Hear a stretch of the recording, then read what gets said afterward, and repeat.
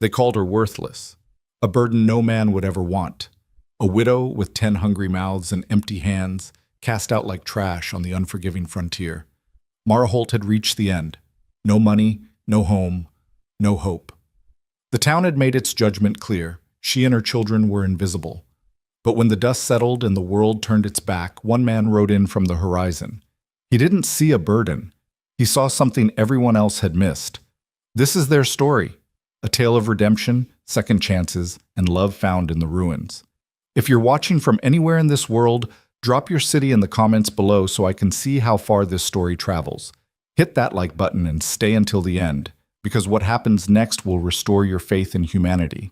The sun hung merciless over the town of Bitter Creek, Wyoming, bleaching the wooden storefronts and turning the dirt streets into cracked veins of dust. It was the kind of heat that made breathing feel like punishment, that turned skin raw and throats dry before noon. And standing at the edge of that forsaken place, where civilization met the wild nothing beyond, was Mara Holt. She didn't look like much anymore.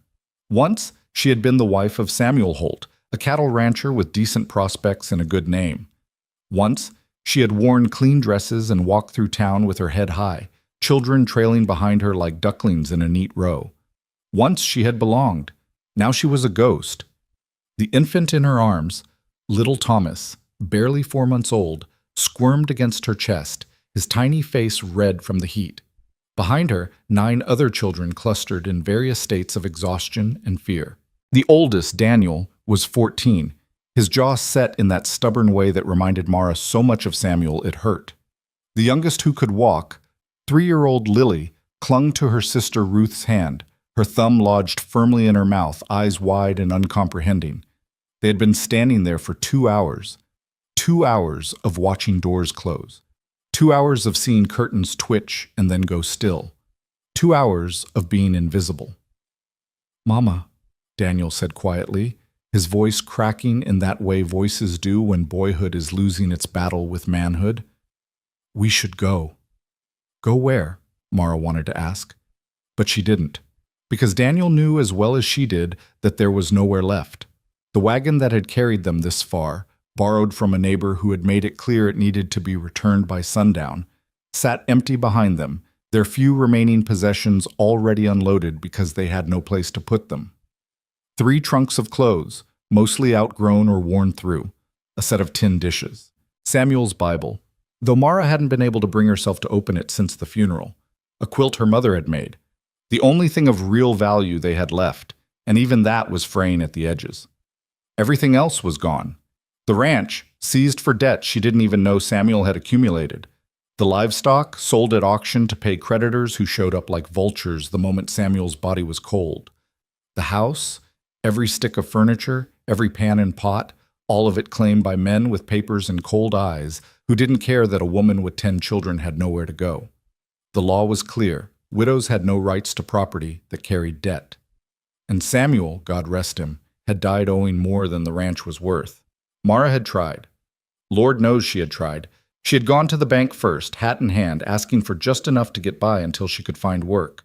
The banker, Bury, Mr. Spasam.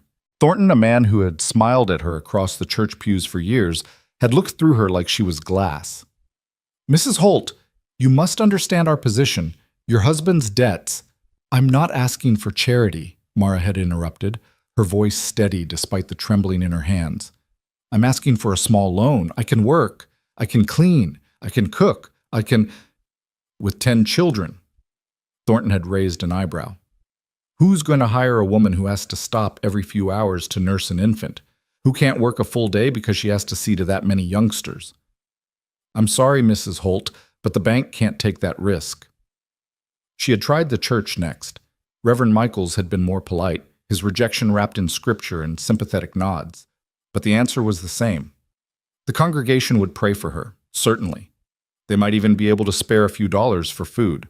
But take in a widow with 10 children, house them, feed them long term? That's beyond our capacity, I'm afraid.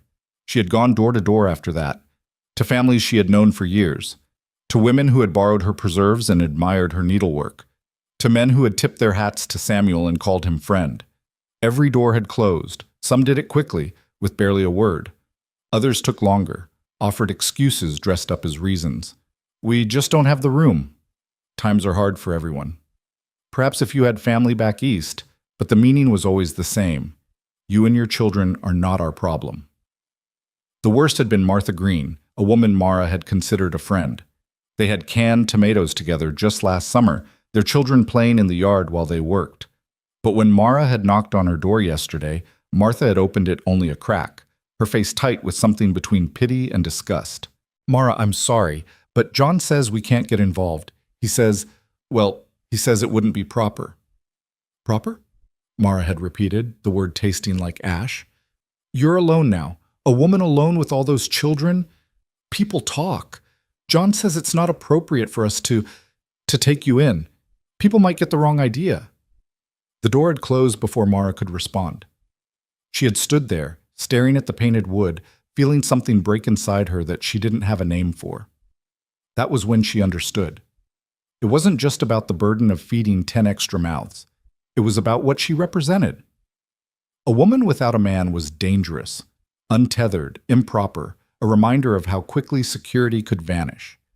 She was a cautionary tale no one wanted living in their spare room. So now she stood at the edge of town with everything she owned in 3 trunks and nowhere to go. Daniel touched her elbow. Mama, people are staring. He was right. Across the street, 2 women had stopped their conversation to watch. Their faces showed no sympathy, only that peculiar satisfaction people get when witnessing someone else's misfortune, grateful it isn't their own. Little Thomas began to fuss, his small fists batting against Mara's chest. He was hungry. She had nursed him an hour ago, but her milk was thin. Had been thin for weeks because she barely ate anymore, giving most of her portions to the older children. Shh, baby, she murmured, swaying slightly. Shh, it's all right. But it wasn't all right. Nothing was all right. Rebecca, her second oldest at 12, moved closer.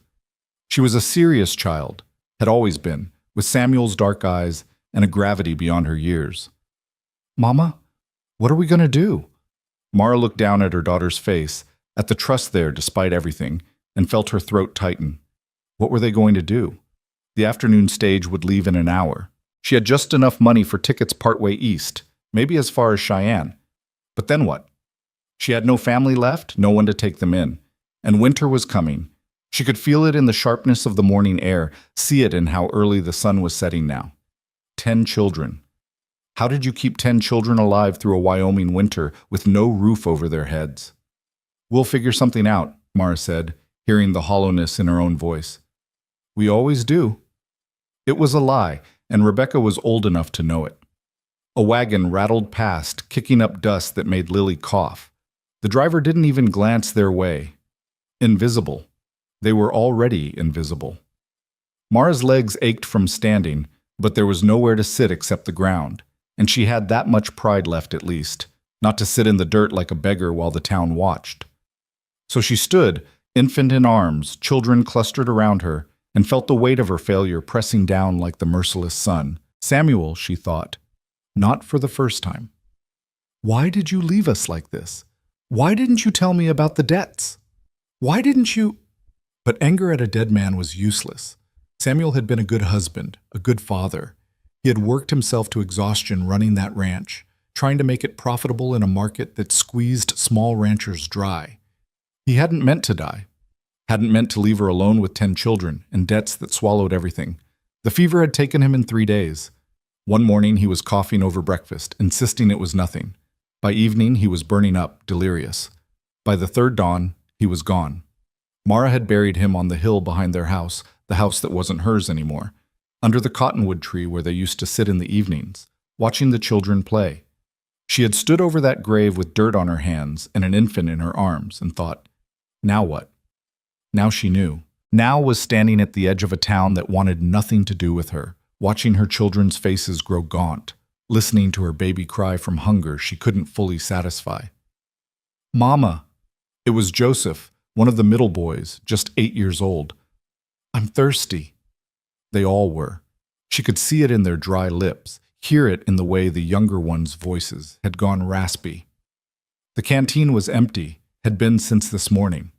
There was a public pump 2 streets over, but Mara had already felt the weight of the town's judgment, walking through those streets again, trailing her children like a parade of failure. But they needed water. "All right," she said, trying to sound decisive, like she was still in control. "Let's get water, and then we'll decide what to do next." They walked through town in a ragged line, Mara at the front with Thomas, the other children following in order of age like they'd been taught. People stopped to stare. Conversations died as they passed. Mara kept her eyes forward, her back straight despite how badly she wanted to collapse. The pump was in the small square where the weekly market was held. Now, mid-afternoon on a Tuesday, it was mostly empty except for a few old-timers sitting outside the general store, whittling and spitting tobacco. They watched Mara and her children approach with the casual interest of men who had nothing better to do. Daniel worked the pump while Rebecca held the canteen. The younger children waited their turn, patient in that way children learn when resources are scarce. Mara stood to the side, jostling Thomas gently, trying to keep him from fussing. "That the Holt widow?" one of the old men said, not bothering to lower his voice. "Yep. Heard she got turned out. Debts, you know. 10 kids, I heard. Can you imagine? 10! No man's gonna want that. That's for damn sure." Mara's face burned, but she didn't react. Just watched Rebecca carefully portion out the water, making sure the little ones didn't drink too fast and make themselves sick. Heard she tried everywhere. Bank, church, everywhere. Nobody would take her in. Can't blame 'em. That many mouths to feed in this economy? Hell, most folks are barely keeping their own fed. Still, 10 kids. What's she gonna do? Probably end up having to split 'em up. Orphanage, maybe. Or indenture some of the older ones out. Mara's hands tightened on Thomas. Split them up. The thought made her physically ill. But she'd heard the same suggestion from Reverend Michaels, phrased more delicately. Perhaps if some of the older children could be placed with families who need help, it would lighten your burden. Never. She would die before she let them be separated. "Mama?" Daniel had finished filling the canteen. "We're done." Mara nodded, preparing to gather the children and leave, when she heard it, the sound of hoofbeats, slow and steady, coming from the direction of open range. Everyone turned to look. A single rider was approaching town, leading a pack horse. Even from a distance, there was something different about him. He sat his horse like a man who'd been born in the saddle, easy and natural, no wasted movement. As he got closer, Mara could see he was tall, broad-shouldered, wearing a dusty coat and a wide-brimmed hat pulled low against the sun. The old-timers straightened up, their casual demeanor shifting to something more alert. "That's Cole Barrett," one of them muttered. "What's he doing in town? Thought he never came in except for supplies once a month. Been near 6 weeks since we seen him last." The rider, Barrett, guided his horse toward the general store, moving past the square where Mara stood with her children. As he passed, his head turned slightly, and for just a moment, his eyes met Mara's. They were gray, she noticed. Light gray, almost silver in the harsh sunlight. And something in them, some quality she couldn't name, made her breath catch. Then he looked away, continuing toward the store, and the moment broke. "Who is that?" Rebecca whispered. "Nobody," one of the old-timers said loudly enough for them to hear. "Just Barrett. Keeps to himself out at his ranch. Don't talk much. Don't come to town much. Don't bother nobody." Mara watched as the man dismounted with fluid grace, tied his horse to the rail, and disappeared into the general store without a word to anyone. Something about him unsettled her, though she couldn't say why. Maybe it was just that he was the first person all day who had looked at her, really looked, without judgment or pity in his eyes. Just looked. Seen. "Come on," Mara said, pulling her attention away. "Let's go." They walked back toward their trunks, back toward the decision that still waited. The stage would leave soon. She needed to choose. East with no destination, or what? There was no or. By the time they reached their meager pile of belongings, Mara's arms were shaking from holding Thomas, and her head felt light with hunger and heat. She sank down onto one of the trunks, finally allowing herself to sit, and closed her eyes for just a moment. "Mrs. Holt?" Her eyes flew open. Standing in front of her, blocking the sun, was the man, Barrett. Up close, she could see he was younger than she'd first thought, maybe early 30s, with weathered skin and a strong jaw dark with several days' stubble. His coat was worn but well maintained, his boots scuffed but solid, and he was holding a wrapped package. Mara started, confused. Yes? Heard you might need this. He extended the package. Some bread, cheese, few other things. Mara stared at the package, then at him. I don't have money to pay you. Didn't ask for money. Behind her, she could feel her children tensing, hope and suspicion warring on their faces. Nobody gave something for nothing. There was always a price. Why? The word came out sharper than she intended. Barrett's expression didn't change. Because you got hungry kids, and I got food. Seems pretty simple. He set the package on the trunk beside her when she didn't take it, then stepped back. For a long moment, nobody moved. Mara looked at the package, at this stranger, at her children's hollow eyes. Pride wanted her to refuse. Pride wanted to tell him to keep his charity, that the Holts could take care of themselves. But pride didn't fill empty bellies. Thank you, she whispered. Barrett nodded once, a slight dip of his head, and turned to leave.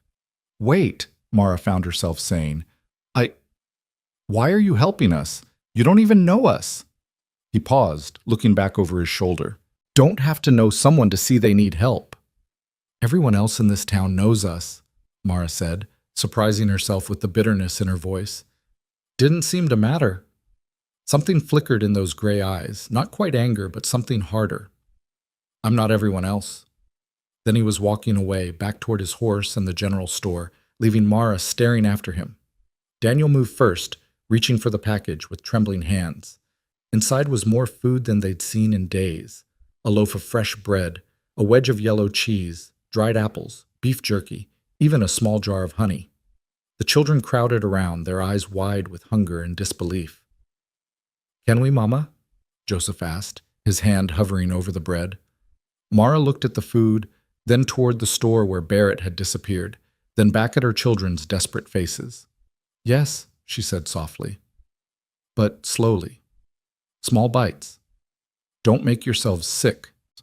She watched the meat, rationing the portions carefully, making Daniel and Rebecca take their share even though she knew they wanted to give it all to the younger ones. And while they ate, she nursed Thomas, feeling her milk come a little easier with food finally in her own stomach. The sun was sinking lower now, painting the sky in shades of orange and pink. The afternoon stage had come and gone without them. Mara had let it leave, unable to force herself to make that final decision, to buy those tickets to nowhere. Now sitting on her trunk with her children around her and a stranger's kindness in their bellies, she felt something shift. Not hope, exactly. Hope seemed too big, too fragile. But maybe just the smallest opening of possibility. Tomorrow, she would have to figure out what to do.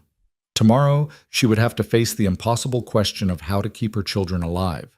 But tonight, for the first time since Samuel died, they had full stomachs. It wasn't much, but it was something.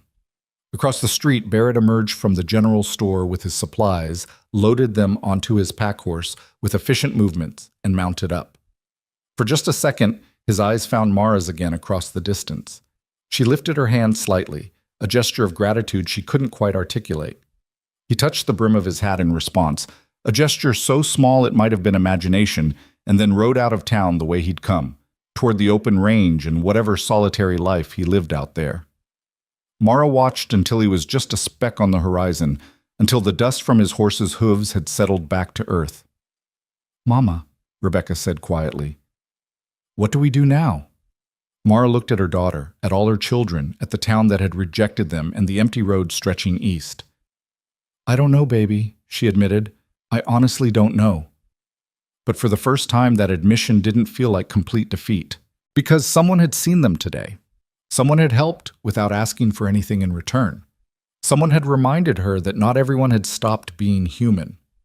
As the sun set over Bitter Creek and the shadows grew long, Mara Holt sat with her children and allowed herself to believe just for a moment that maybe, just maybe, tomorrow might bring something other than more closed doors. She was wrong about what that something would be, but she was right that everything was about to change. The night was cold. colder than Mara had expected for late September, and she had no way to build a fire in the middle of town without drawing more attention to their misery. So they huddled together on and around the trunks, the older children wrapping their arms around the younger ones, sharing what warmth their thin bodies could provide. Mara didn't sleep. She sat with Thomas against her chest, feeling his small heart beat through the layers of fabric, and watched the stars wheel overhead. Every sound made her tense: footsteps, voices, the distant bark of a dog. She kept expecting someone to come tell them to move along, to stop loitering, to take their poverty somewhere less visible. But no one came. By dawn, a fine mist had settled over the town, turning everything gray and ghostly. The children stirred slowly, stiff from the cold and the hard ground. Daniel was the first to sit up, his face pale and drawn in the thin light. "Mama," he said quietly, so as not to wake the little ones, "we can't stay here another night." Mara knew he was right. The food from yesterday was already gone, carefully rationed through the evening and the cold night. Thomas needed changing, and she had only 2 clean cloths left. The younger children needed washing. They all needed shelter. "I know," she said. "I'm going to try again today. Someone has to help us." But even as she said it, she knew it was false hope. She had already knocked on every door. There was no one left to ask. Rebecca woke next, and then the others, slowly emerging from sleep into the harsh reality of another day with no home, no prospects, no future beyond the next few hours.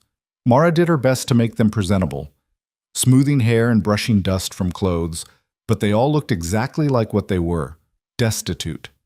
The town came alive around them as the morning progressed. Shopkeepers opened their doors, sweeping their stoops, and carefully not looking at the widow and her children still camped at the edge of the square. Wagons began to roll through, kicking up dust. Women with market baskets hurried past, eyes averted. Invisible again. Mara was trying to decide whether to spend her last few coins on bread or save them for another night's shelter in case, though she had no idea where that shelter might be, when she heard the hoofbeats again. She looked up, shading her eyes against the morning sun, and felt her heart skip strangely. It was Barrett, riding in from the same direction as yesterday, his horse moving at an easy walk. He was leading 2 additional horses this time, both saddled but riderless. As he approached the square, his eyes found Mara immediately, as if he'd known exactly where she would be. He reined in his horse a few feet away and dismounted with that same fluid grace she'd noticed before. "Morning," he said simply. "Good morning," Mara managed, acutely aware of how she must look. Wrinkled dress, hair coming loose from its pins, exhaustion written in every line of her face. Barrett looked at the children, counting them silently, his expression unreadable. Then his eyes came back to Mara. "You planning on staying in town?" he asked. The question caught her off guard. No. I mean, we can't. We don't have anywhere else to go yet." "Yet," Barrett repeated, something that might have been skepticism in his tone. "How long you been looking?" 2 days, Mara admitted, then added with more defiance than she felt. "But I haven't tried everywhere. Someone will—" "No, they won't."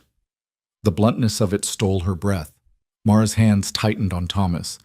"You don't know that." "I know this town," Barrett said, his voice flat and matter-of-fact.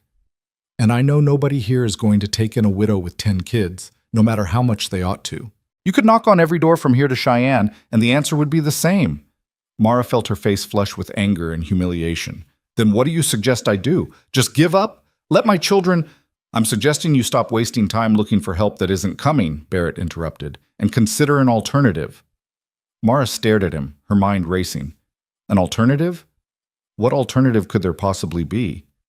Barrett glanced at the children again, then back at her. "I got a ranch about 8 miles north of here.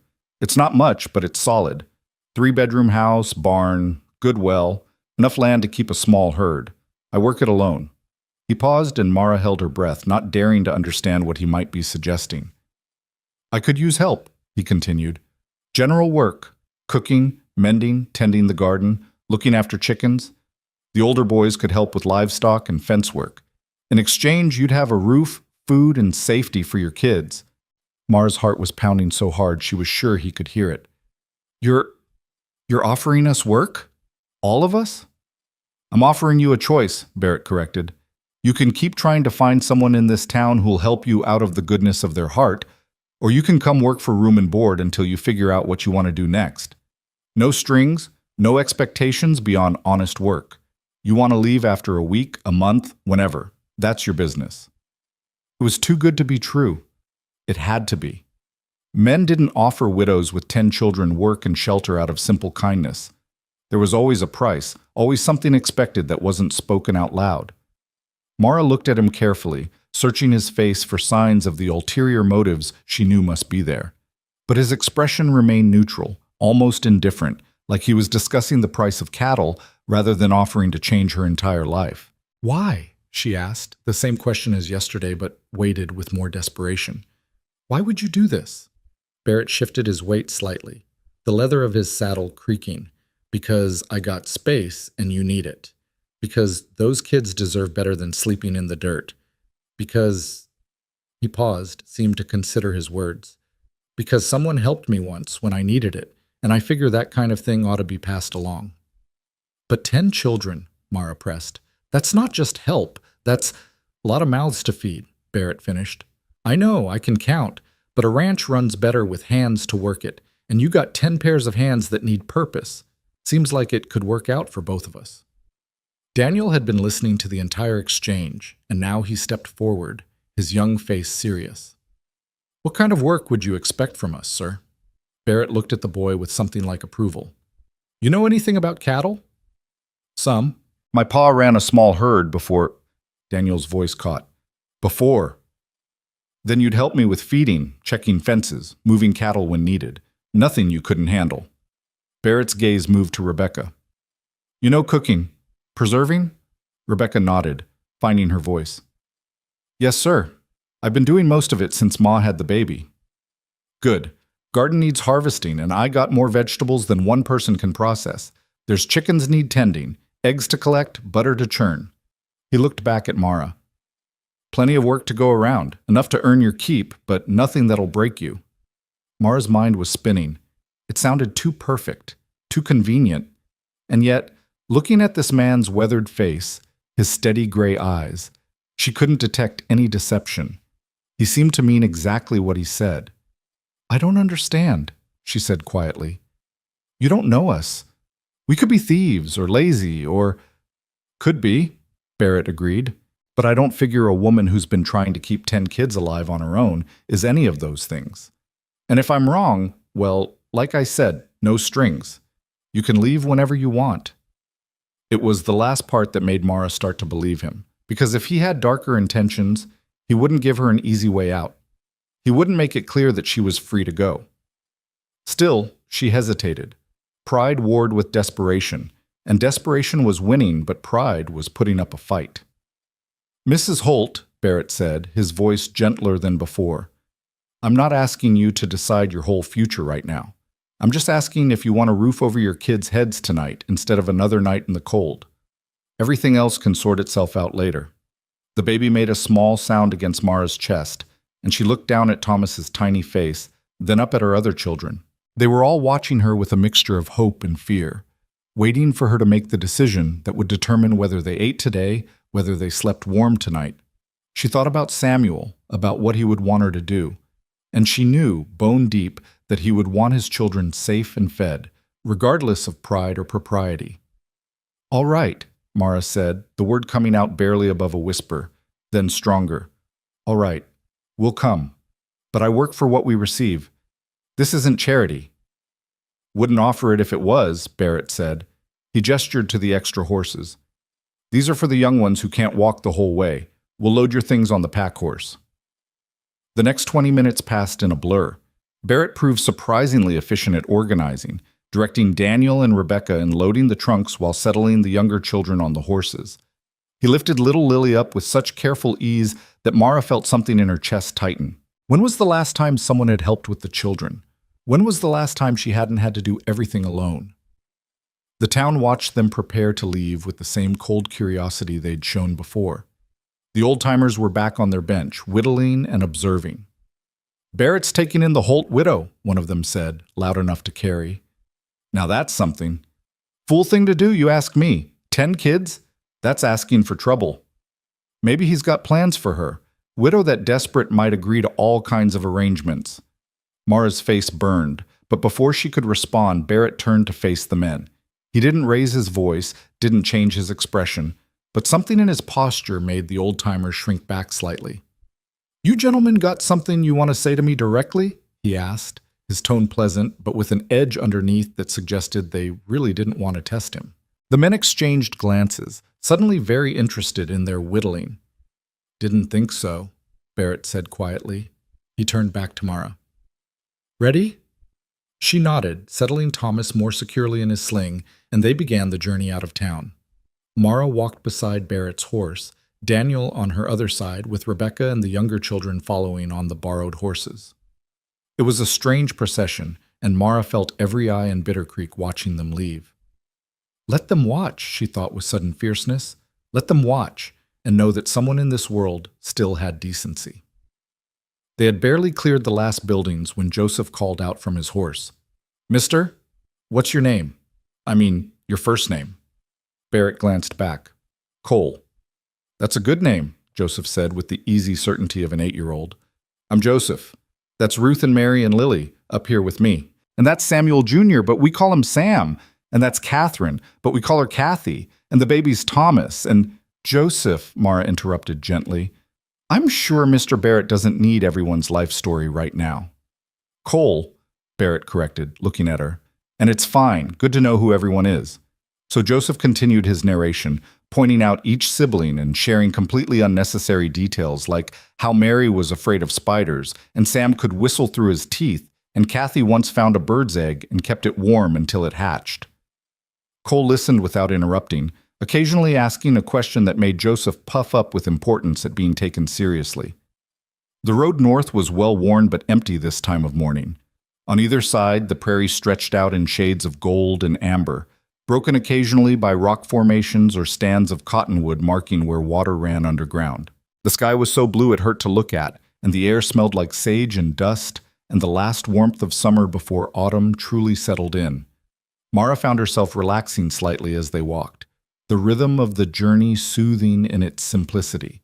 1 foot in front of the other, 1 mile behind them, 1 mile closer to something that might be shelter. "How long have you had the ranch?" she asked Cole, partly because the silence felt strange, and partly because she genuinely wanted to know. "About 5 years. Bought it from a man who was heading back east. It was pretty run down then, still is in some ways, but it's home." "And you've been working it alone all this time?" "Mostly. I hire help during roundup sometimes, but day to day, yeah, it's just me." Mara couldn't imagine it. She had grown up on a farm, married into a ranch, and both places had been full of people, parents, siblings, hired hands, neighbors helping neighbors. The idea of being that alone, that isolated, seemed unbearable. "Don't you get lonely?" The question was out before she could stop it. Too personal, too familiar. But Cole didn't seem offended. He just shrugged. "Sometimes. But there's worse things than lonely." Something in his tone suggested he spoke from experience, and Mara didn't press further. They walked in companionable quiet for a while, broken only by Joseph's ongoing commentary and the occasional question from one of the other children. Mara noticed that Cole answered each question patiently, never brushing them off or telling them to be quiet, even when their curiosity must have been wearing. After about an hour, they stopped to rest and water the horses at a small creek that cut across the trail. Cole helped the children down and showed them where to drink, cautioning them to let the water settle first. Mara nursed Thomas in the shade of a cottonwood while Rebecca distributed the last of yesterday's bread. Cole pulled some jerky from his saddlebag and offered it around. The children ate hungrily, and Mara felt another surge of gratitude mixed with shame. They were so hungry, always so hungry, and she had been powerless to fix it. "How much farther?" Daniel asked, trying to sound casual, but Mara could hear the exhaustion in his voice. "Another hour, maybe less," Cole said. "There's a rise about 2 miles up. Once we crest that, you'll be able to see the ranch." "Is it nice?" Lily asked, her thumb creeping toward her mouth. Cole considered the question seriously. "It's solid. The house needs paint, and the barn could use some repairs, but everything works. There's a creek that runs through the property, and a good stand of trees where the deer like to come down in the evening. Gardens mostly played out for the year, but there's still squash and late tomatoes. Chickens are productive. Got about 30 head of cattle, give or take. Do you have a dog? Sam asked hopefully. No dog. Had one once, but Cole's expression flickered with something that might have been grief. He passed a couple years back. Haven't gotten another. We had a dog named Buck, Sam said sadly. But when Pa died and the men came to take everything, they took Buck too. Said he was valuable. The bitterness in her son's young voice made Mara's heart ache. These children had lost so much, and they were still losing innocence, security, the simple joy of childhood. Cole's jaw tightened slightly. That's rough, son. I'm sorry. They finished their rest and continued on, the sun climbing higher and the heat building despite the approaching autumn. Mara's feet hurt in her worn boots, and her arms ached from carrying Thomas, but she didn't complain. This was temporary discomfort leading toward shelter. She could endure it. True to Cole's word, they crested a long rise about an hour later, and the ranch came into view below them. It wasn't impressive by any standard. Mara had seen bigger, better-kept properties, but after days of having nothing, it looked like paradise. The house was a simple two-story structure, weathered gray wood that might have been white once, with a covered porch running across the front. The barn was larger than the house, solid-looking despite its age, with a corral attached where a few horses grazed. There was a chicken coop, a small bunkhouse, what looked like a smokehouse, and several other outbuildings in various states of repair. But what caught Mara's attention was the trees. A beautiful stand of cottonwoods grew along what must be the creek Cole had mentioned, their leaves already starting to turn gold. There was shade, real shade, and the promise of water. "Oh," Rebecca breathed beside her. "Mama, look." "I see it, baby," Mara said, her voice thick with emotion she didn't want to show. They descended the rise and approached the ranch proper. As they got closer, Mara could see the details Cole had mentioned, the peeling paint, the fence rails that needed replacing, the weeds growing up around the porch. But she could also see that everything was fundamentally sound. This was a working ranch, worn from use but not from neglect. Cole led them straight to the house, dismounting and helping the children down with the same patient efficiency he'd shown all morning. Mara stood in the yard with Thomas, suddenly uncertain. This was real. This was happening. She was about to enter a stranger's home with her 10 children, trusting that his word was good, that his intentions were honorable, that this wasn't all some terrible mistake.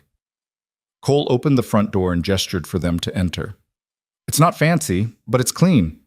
Mara stepped inside and immediately felt tears prick her eyes. The interior was dim after the bright sunlight, but as her eyes adjusted, she could see a large main room with a stone fireplace, a rough-hewn table with mismatched chairs, a worn sofa, and shelves lined with books. To the left was a kitchen area with a cast-iron stove and a dry sink. Stairs along the right wall led up to what must be the bedrooms. It smelled like wood smoke and coffee and something else, something that reminded Mara of the ranch she'd lost, of home.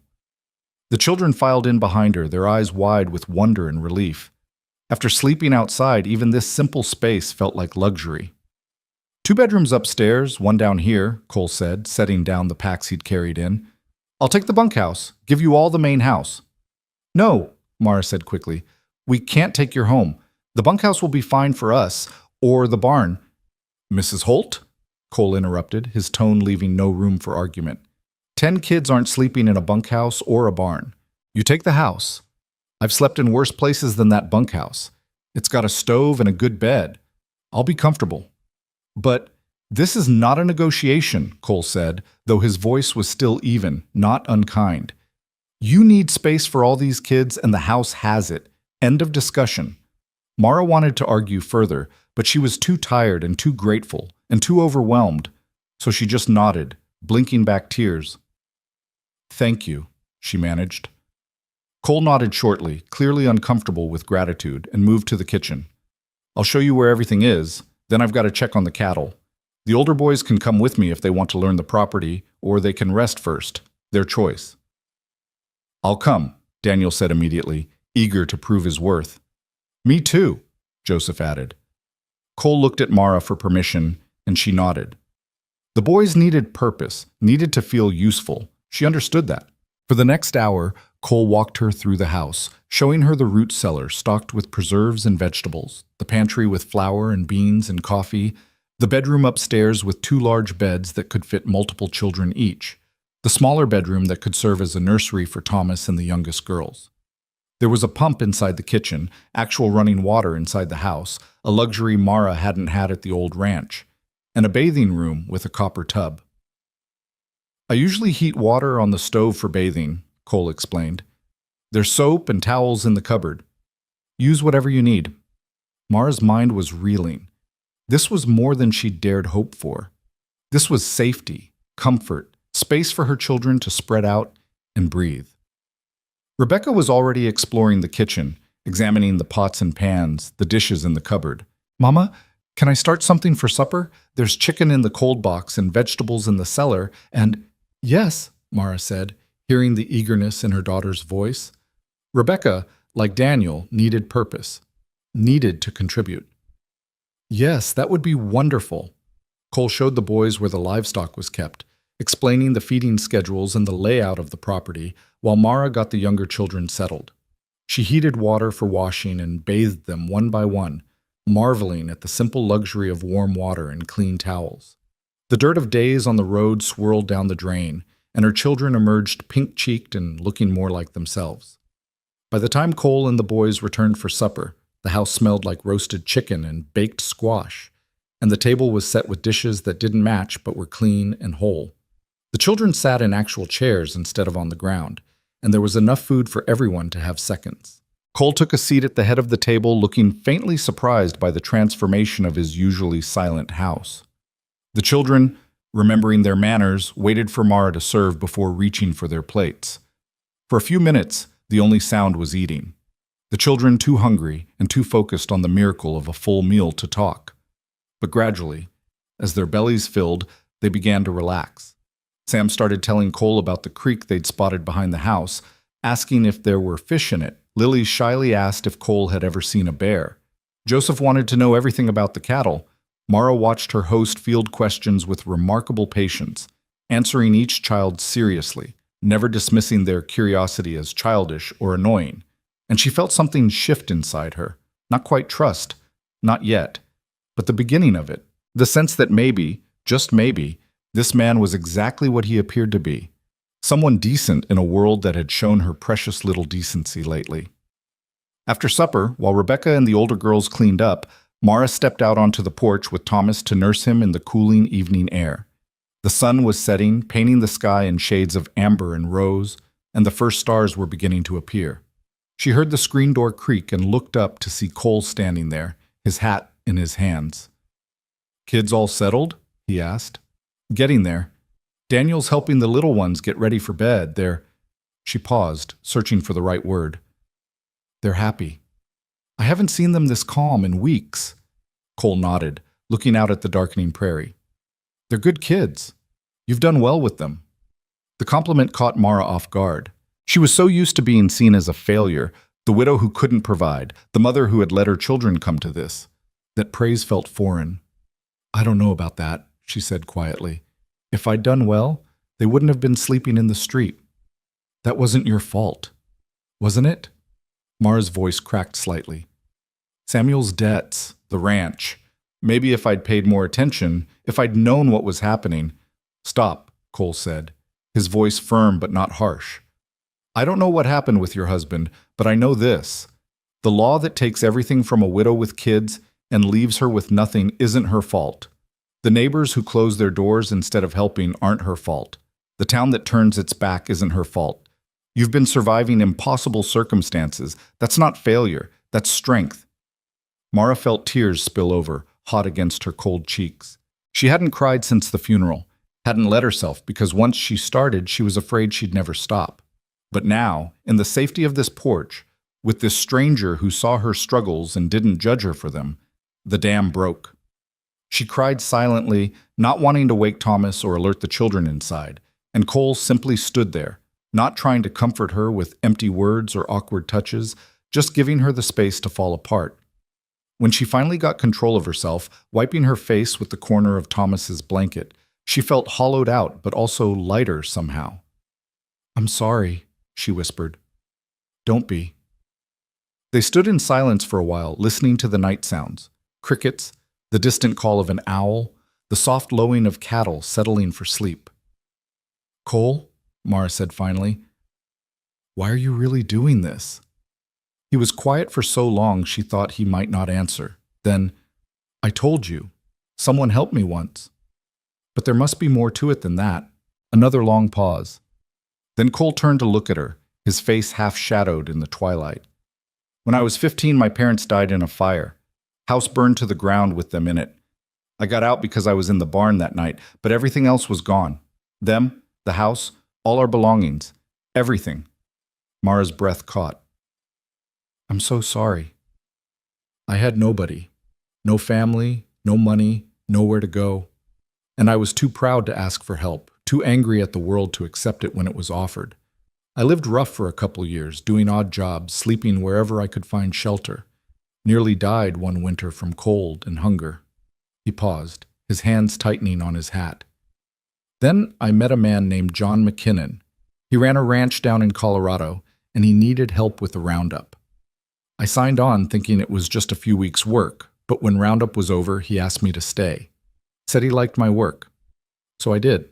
Stayed 3 years, learned everything he could teach me about ranching, about land, about how to build something that lasts." "He sounds like a good man," Mara said softly. "Best man I ever knew. When I turned 20, he helped me buy this place, loaned me the money for the down payment, co-signed at the bank, even came up here and helped me fix the worst of the repairs." Cole's voice roughened slightly. "He died 2 years ago. Heart gave out while he was working cattle. But before he died, he told me I'd paid back the loan 10 times over just by being the kind of man who'd do for others what he did for me." He looked back at Mara, his eyes bright in the gathering dark. "So when I see a woman with 10 kids and nowhere to go, sleeping in the dirt because the whole town turned its back, I remember being 15 and angry and alone. And I remember that someone gave me a chance when I didn't deserve one. Seems like the least I can do is pass that along." Mara didn't know what to say. There were no words big enough to hold what she was feeling. Gratitude, yes, but also something deeper. Recognition, maybe. The understanding that this man knew what it meant to be abandoned by the world, to be left with nothing, to have to rebuild from ashes. "I'll work hard," she said finally, her voice fierce with determination. "I promise you we'll earn our keep. You won't regret this." "I know," Cole said simply. Then he settled his hat back on his head and started down the porch steps. "Get some rest, Mrs. Holt. Morning comes early on a ranch, and tomorrow we've got work to do." He walked off toward the bunkhouse, and Mara watched him go, this unexpected savior who had appeared out of nowhere and given her family a lifeline when they were drowning. Inside, she could hear Rebecca getting the younger children into bed, their voices soft with exhaustion and contentment. Tomorrow there would be work, responsibilities, the need to prove they belonged here. But tonight, they had beds. They had full bellies. They had shelter. They had hope. Mara looked up at the stars, blazing brilliant in the clear Wyoming sky, and for the first time since Samuel died, she felt like maybe, just maybe, they were going to survive this after all. The first week passed in a blur of work and adjustment. Mara woke each morning before dawn to the sound of roosters and the knowledge that there were mouths to feed, tasks to accomplish, a household to run. But unlike the desperate scrambling of the past months, this work had purpose and rhythm. There was enough food in the pantry, enough space for the children to move without tripping over each other, enough of everything that she could breathe without the constant weight of fear crushing her chest. Cole kept his distance, spending most of his days out with the cattle or repairing fences, taking Daniel and sometimes Joseph with him. He ate breakfast before the family woke and took his other meals either out on the range or alone in the bunkhouse. When he did join them at the dinner table, he was polite but quiet, answering the children's endless questions but never offering much about himself. Mara told herself she was grateful for the space, for his respect of boundaries. But sometimes, watching him walk back to the bunkhouse after supper, she felt something that might have been loneliness. Not her own. She had 10 children, she was never alone. But his. The way he seemed to hold himself apart, as if he'd forgotten how to be part of something larger than himself. By the second week, they had fallen into a routine that felt almost normal. Rebecca managed the kitchen with increasing confidence, creating meals from the abundance of the ranch that made the children's faces glow with health. The older boys worked alongside Cole, learning the rhythms of ranch life, coming home exhausted but satisfied. The younger children had discovered the creek and spent hours playing in the shallows, catching minnows and building elaborate rock dams. Even Thomas seemed to thrive, his cries less frequent, his sleep more peaceful. Mara herself threw herself into work with an almost desperate energy. She scrubbed the house until every surface gleamed, mended every torn shirt and sock, organized the pantry and root cellar with military precision.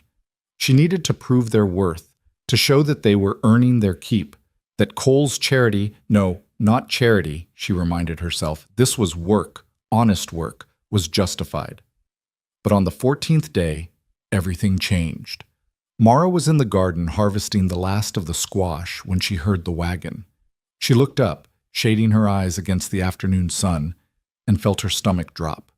3 men were approaching the ranch, and she recognized them immediately. Harold Thornton from the bank, Sheriff Wade, and Martin Kemp, one of the creditors who had seized the ranch after Samuel's death. She stood slowly, dirt on her hands and knees, and watched them approach with the sick certainty that this moment of peace had been too good to last. Cole emerged from the barn, Daniel beside him, and walked to meet the wagon. Mara hurried over, her heart pounding. "Gentlemen," Cole said evenly, "what brings you out this way?" Thornton climbed down from the wagon, his face set in that expression of false concern that Mara had learned to hate. "Mr. Barrett, we heard you'd taken in Mrs. Holt and her children. We thought it prudent to check on the situation." "Check on what situation?" Cole's voice was mild, but Mara could hear the edge underneath.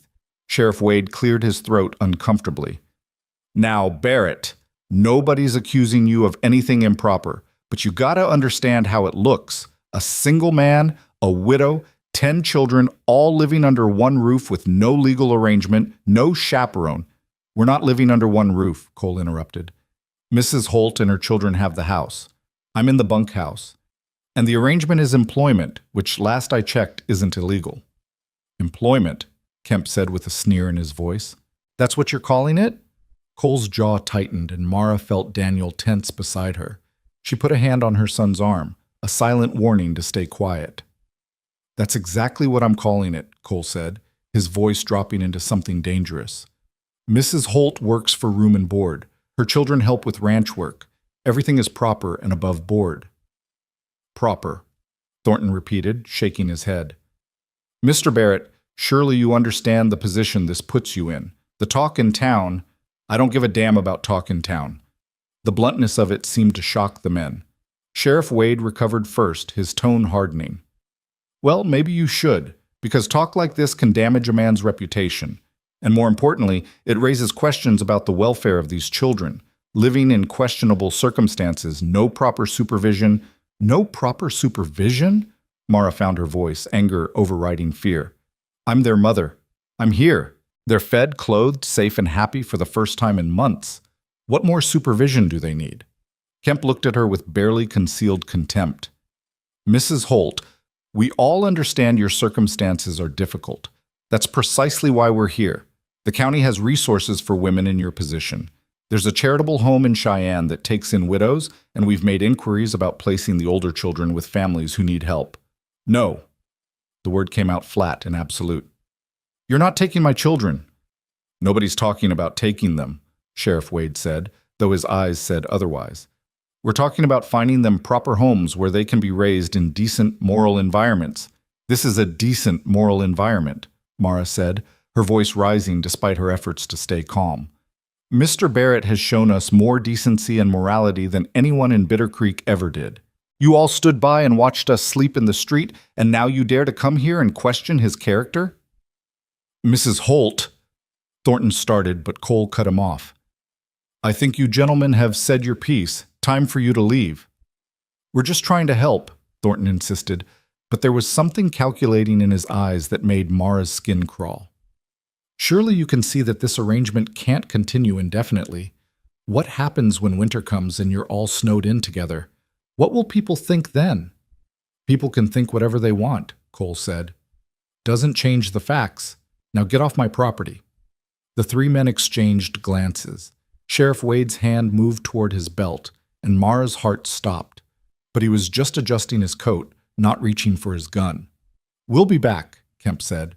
And next time, we might have papers from the county about the children's welfare. You'd be wise to reconsider this situation before it comes to that. They climbed back into their wagon and left, but not before Kemp shot Mara a look that promised this wasn't over. As soon as they were out of sight, Mara's legs gave out. She sank down onto the porch steps, her whole body shaking. Cole stood rigid, staring at the dust cloud the wagon had left behind. They're going to try to take them, Mara whispered. They're going to say I'm an unfit mother, that this situation is improper, and they're going to take my children. No, they're not. You don't know that. You heard them. They'll get papers. They'll claim it's for the children's welfare. Mara. It was the first time he'd used her given name, and it made her look up. His face was set with determination. They're not taking your children. I won't let them. How can you stop them? If they come with the law, then we'll fight it. We'll get a lawyer. We'll prove that the children are well cared for here, that you're a good mother, that this is a proper working arrangement. He paused, seeming to wrestle with something. Or we could make it indisputable. Mara stared at him, not understanding at first. Then the meaning of his words hit her like a physical blow. You mean, she couldn't finish the sentence. Marriage, Cole said bluntly. If we were married, there'd be nothing improper about the living arrangements, nothing they could use against you. The world seemed to tilt sideways. Mara gripped the edge of the porch to steady herself. You can't be serious. I'm completely serious. It would be a practical arrangement, nothing more. You'd have legal protection for yourself and the kids. I'd have help running the ranch. Everyone benefits. Cole, that's insane. You don't even know me. We've known each other 2 weeks. I know enough. I know you're a hard worker, a good mother, and someone who keeps her word. What else matters? What else matters? Mara repeated incredulously. Everything else matters. Marriage it's supposed to be about love, about partnership, about survival sometimes, Cole interrupted, his voice rough. Look, I'm not talking about a real marriage, just a legal one. On paper, you'd still have your space, your independence. Nothing would have to change except the legalities. Mara stood up, needing to move, to think. This is crazy. You'd be tied to a woman with 10 children for the rest of your life, all to protect people you barely know. Why would you do that? Because it's the right thing to do. The right thing would be to let us move on before we ruin your life any further. Cole's eyes flashed. Is that what you think? That you're ruining my life? Aren't we? Those men made it clear what they think, what everyone will think. You'll be the fool who married the desperate widow, saddled himself with 10 kids that aren't his, ruined his reputation for— I don't care about my reputation, Cole said fiercely. And I knew what I was doing when I brought you here. This doesn't change anything except making it harder for those vultures to tear your family apart. Mara felt tears burning her eyes. I can't ask you to sacrifice yourself like this. You're not asking, I'm offering. They stood facing each other in the fading afternoon light, the impossible offer hanging between them like something fragile and dangerous. I need to think, Mara said finally. It's too much. I need time. Cole nodded, his expression softening slightly. Take the time you need, but Mara, don't wait too long. Those men meant what they said. They'll be back, and they'll have the law on their side if we don't do something. He walked away toward the barn, leaving Mara alone with her spinning thoughts. That night, after the children were asleep, Mara stood at the window of her bedroom and stared out at the dark shape of the bunkhouse. A single lamp glowed in the window, and she could see Cole's shadow moving occasionally. He was awake too, probably wrestling with the same impossible situation. She thought about Samuel, about their wedding day when she'd been 19 and so full of hope and certainty. She had loved him, truly loved him, and look where that had led, to widow's weeds and destitution and children who nearly starved. What was love worth when it couldn't feed your family or keep a roof over their heads? But marrying without love, marrying purely for protection and survival, was that any better? Wouldn't it be a betrayal of everything she and Samuel had shared? Yet even as she thought it, She heard Samuel's voice in her memory from one of their last real conversations before the fever took him. "Promise me," he had rasped, his hand hot and dry in hers. "Promise me you'll do whatever it takes to keep the children safe. Don't let pride stand in the way of their survival. Promise me, Mara." She had promised. And now here was a way to keep that promise, and she was hesitating because of what? Pride? The ghost of a love that was already lost? The judgment of a town that had abandoned her? Mara pressed her forehead against the cool glass and let herself cry silently, mourning the life she'd had, the choices she wished she didn't have to make. The woman she'd been before the world had stripped everything away. The next morning, Sheriff Wade returned. This time he brought papers. Mara was kneading bread dough when she heard the horse approach. She wiped her hands on her apron and went to the door, her stomach knotting with dread. Wade dismounted slowly, his face grim. "Mrs. Holt, I need to speak with you." "Say what you need to say." He pulled a folded document from his coat. "The county has filed a petition regarding your children. There's going to be a hearing in 2 weeks to determine whether your current living situation is appropriate for their welfare." The words hit like hammer blows. A hearing. "Yes, ma'am. You'll need to appear before Judge Morrison in Bitter Creek and demonstrate that you can provide a proper moral home for your children. If you can't—" He paused uncomfortably. "Well, the county is prepared to make alternative arrangements." "Alternative arrangements?" Mara repeated numbly. "You mean take them away?" "I mean ensure they're raised in proper homes with proper supervision." Wade shifted his weight. "Look, Mrs. Holt, I know this is hard, but you gotta see reason. A woman alone with 10 kids living on a bachelor's ranch, it's not proper, it's not right. Those children deserve better." Something in Mara snapped. All the fear and uncertainty of the past weeks, all the humiliation and desperation crystallized into pure fury. "Better?" Her voice was low and deadly. "You think being ripped away from their mother and scattered to strangers is better? You think being told their burdens nobody wants is better? Those children have been through hell. They watched their father die. They watched everything they owned be taken away. They slept in the dirt while your precious town pretended not to see them. And now that they're finally safe and fed and happy, you want to destroy that because it's not proper?" Wade's face reddened. "Ma'am, I understand you're upset, but the law didn't care about my children when they were starving. Don't you dare hide behind it now." Cole's voice cut through the tension. "What's going on here?" He had emerged from the barn, Daniel and Joseph trailing behind him. His face was calm, but there was steel in his eyes. Wade turned to him. "Just serving notice about the hearing, Barrett. 2 weeks from today. The county wants to evaluate the children's living situation." "Then they can evaluate it," Cole said evenly. "They'll find everything in order." "Will they?" Wade's expression hardened. "Or will they find exactly what everyone expects, an improper arrangement that's not suitable for children?" "They'll find a working ranch where children are cared for and safe," Cole said. "That should be all that matters." Wade shook his head. "You're making this harder than it needs to be. If Mrs. Holt would just accept help from the charitable home, if she'd allow the older children to be placed with decent families." "No," Mara said again. "You're not splitting up my family." "Then come to the hearing prepared to prove you can provide for them properly," Wade said, mounting his horse. "Because Judge Morrison won't be swayed by emotional appeals. He'll want to see evidence of moral fitness and proper circumstances. And from where I'm standing, you're going to have a hard time providing that." He rode away, leaving the notice in Mara's trembling hands. She stood there staring at the paper, the words blurring as tears filled her eyes. This was it. This was the end. No matter how hard she worked, no matter how well she cared for her children, it wouldn't matter. The county had decided she was unfit, and they were going to take her babies away. "Mama?" Daniel's voice was tight with fear.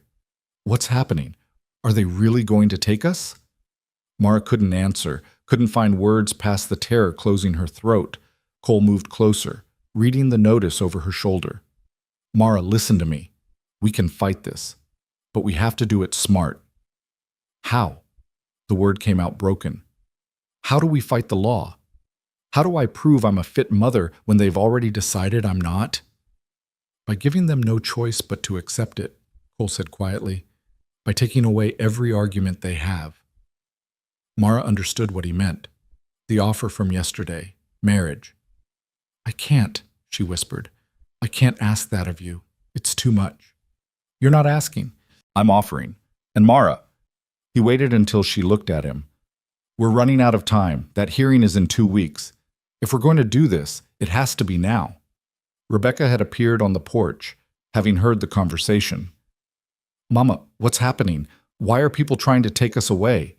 The fear in her daughter's voice broke something in Mara. These were her children, her babies. And they were terrified. She thought about the promise she'd made to Samuel, whatever it takes to keep them safe. She thought about the past months of desperation and closed doors and sleeping in the dirt. She thought about Cole's offer, practical, loveless, but genuine, a lifeline when she was drowning.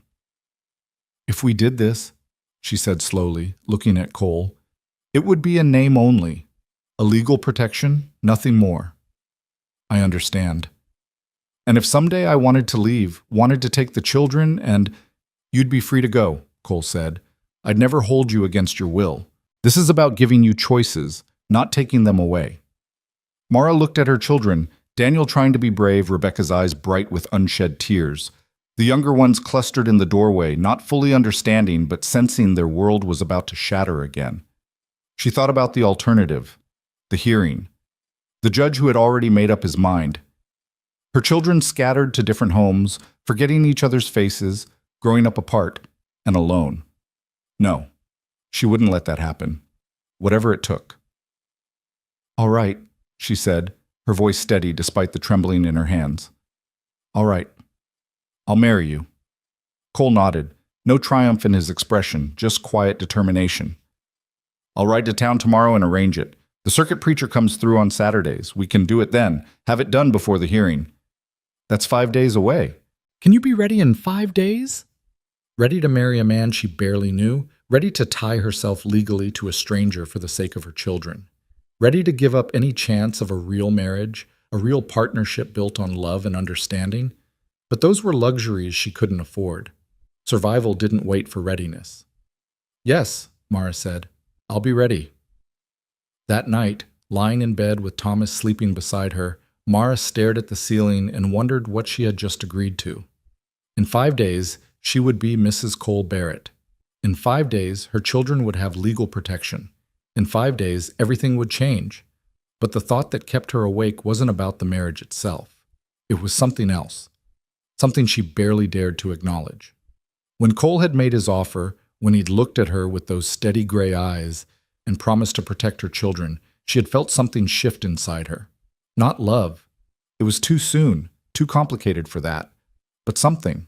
Recognition, maybe. Or the beginning of trust. And that terrified her more than anything the county could threaten. Because marriages built on practicality and desperation were supposed to be simple, clear-cut, emotionally safe. You did what you had to do, kept appropriate distance, and protected your heart. But looking at Cole across the supper table, watching him patiently answer Sam's endless questions, seeing the way he made sure Joseph got seconds even though the boy was too shy to ask, Mara realized her heart might not cooperate with the plan to stay safely distant. And that was dangerous. Because if she let herself care, let herself hope for more than a practical arrangement, she was setting herself up for a different kind of devastation. Better to remember this was business, protection, a transaction that benefited them both. Better not to notice the kindness in his eyes or the way her pulse jumped when he said her name. Better not to let herself imagine what it might be like if this marriage of convenience became something real. 5 days. She had 5 days to prepare herself for a wedding without love, a partnership without passion, a future built on necessity rather than choice. 5 days to convince herself that would be enough. Outside, a coyote called to the moon, and Mara closed her eyes against tears she refused to shed. She had made her decision. She had done what Samuel asked, what her children needed. Now she just had to live with it. The morning Cole rode to town to make arrangements, Mara kept herself busy with frantic activity. She scrubbed floors that were already clean, reorganized cupboards that didn't need it, mended clothes that had barely worn. Anything to keep her hands moving and her mind from dwelling on what she'd agreed to. Rebecca watched her with worried eyes. Mama, you're going to wear yourself out. I'm fine, Mara said, attacking a stubborn stain on the kitchen floor with more force than necessary. Just keeping busy. You're scared. The observation, delivered in Rebecca's too-old voice, made Mara sit back on her heels. There was no point lying to a 12-year-old who had already lived through more than most adults. Yes, she admitted. I'm terrified. Rebecca came and sat beside her on the floor, her thin shoulder pressing against Mara's. Mr. Barrett seems nice. He's been good to us. I know. And this way they can't take us away. I know that too. Then why are you scared? How could Mara explain it? How could she tell her daughter that she was afraid of losing herself in this arrangement, of becoming so grateful for protection that she forgot she was supposed to be a whole person? How could she admit that part of her was terrified not that the marriage would be loveless, but that it might become something more? And she didn't know if her heart could survive being broken again. Because it's a big step, Mara said finally, and I'm not sure I'm making it for the right reasons. You're doing it to keep us together, Rebecca said with the absolute certainty of childhood. That's the rightest reason there is. Mara pulled her daughter close, breathing in the scent of her hair, soap and sunshine, and the lavender that grew wild near the creek. When did you get so wise? I've always been wise. You just don't always listen. Despite everything, Mara laughed. It felt strange, that bubble of lightness in her chest, but good too. Like maybe she hadn't completely forgotten how. Cole returned late that afternoon, his face carefully neutral. It's arranged, Saturday at 10 o'clock. The preacher will come to the ranch so the children don't have to make the trip. Thank you, Mara said, the words inadequate for what he was doing but all she had to offer. I picked up some things in town. He gestured to the packages on his saddle. Fabric. Rebecca mentioned you wanted to make new dresses for the girls, and there's sugar and coffee and some other supplies. Mara stared at the packages, emotion clogging her throat. He had thought of the children, of their needs, even while arranging a marriage neither of them wanted. You didn't have to do that. I know. He started unloading the supplies. But I did anyway. That night, lying awake again, Mara heard sounds from the bunkhouse, footsteps pacing, the creak of floorboards. Cole couldn't sleep either. The thought was oddly comforting. At least she wasn't alone in her uncertainty. The next 3 days passed in a strange, suspended state. The ranch work continued, cattle to tend, meals to cook, children to care for, but underneath it all was the awareness of Saturday approaching like a storm on the horizon. Daniel took the news with surprising calm. So Mr. Barrett will be our stepfather? Legally, yes, Mara said carefully, but nothing else has to change. You can still call him Cole if you're comfortable with that. And the county can't take us away? That's the idea. Daniel nodded slowly, working through it. Seems practical, Pa would have approved. The matter-of-fact acceptance from her 14-year-old son should have relieved her. Instead, it made her ache. Children shouldn't have to be this pragmatic about adult decisions. The younger children were thrilled, seeing it as an adventure. Joseph immediately started calling Cole Papa, even though Mara gently corrected him, saying Cole was just Cole. But the boy was stubborn, and Cole didn't seem to mind, which only made Joseph more determined. Friday evening, Rebecca presented Mara with a dress she'd been secretly altering. It was Mara's best dress, or rather, her only dress that wasn't completely worn through. Let out slightly to accommodate the weight she'd lost and regained, the hem mended, the collar freshened with a bit of the lace Rebecca had been saving from before. It's not a wedding dress, Rebecca said apologetically. But it's the best we have. Mara held the dark blue fabric against her chest, tears pricking her eyes. It was practical and sensible, nothing like the white dress she'd worn when she married Samuel, but it was clean and whole and made with love, and that counted for something. It's perfect, she whispered. That night, after the children were asleep, Mara found Cole on the porch of the bunkhouse, staring out at the dark prairie. She almost turned back, not wanting to intrude on his solitude, but he'd already seen her. Couldn't sleep either? He asked. No. She climbed the steps and stood at the railing beside him, careful to maintain space between them. I needed to make sure you understand what you're doing. It's not too late to change your mind. I'm not changing my mind. But you should know, I can't promise to be a real wife, not in the ways that matter. I can cook and clean and help with the ranch, but I don't know if I can ever. She struggled to find the words. I'm not asking you to, Cole said quietly. I told you from the start, this is practical. You need protection for your kids. I need help with the ranch. That's the whole arrangement. But what if someday you want more? Want a real marriage with someone who can give you that? Cole was quiet for a long moment. Then we'll deal with it when it comes. But Mara, I'm 32 years old. I've been alone by choice for most of my adult life. I'm not harboring secret dreams of romance. This works for me as much as it works for you. The words should have been reassuring. Instead, they left Mara feeling oddly hollow, which was ridiculous. She didn't want romance. She wanted safety for her children. This arrangement gave her that. All right, she said. I just needed to be sure we understood each other. We do. He paused, then added, Mara, I know this isn't what you would have chosen. I know you loved your husband and you're still grieving him. I'm not trying to replace him or compete with his memory. I'm just trying to help. That's all this is. I know. And she did know. But knowing didn't stop the complicated tangle of emotions in her chest. Gratitude and guilt, and that dangerous flicker of something else she refused to name. Saturday dawned clear and cold, the first real taste of autumn sharp in the air. Mara dressed carefully, her hands shaking as she buttoned the blue dress. Rebecca helped with her hair, pinning it up in a simple style that made Mara look older, more severe. You look beautiful, Mama, Rebecca whispered. Mara looked at herself in the small mirror and saw a woman she barely recognized, thin, worn, with lines around her eyes that hadn't been there a year ago.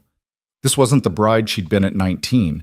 This was someone who had survived and was still surviving, making impossible choices with grace she didn't feel.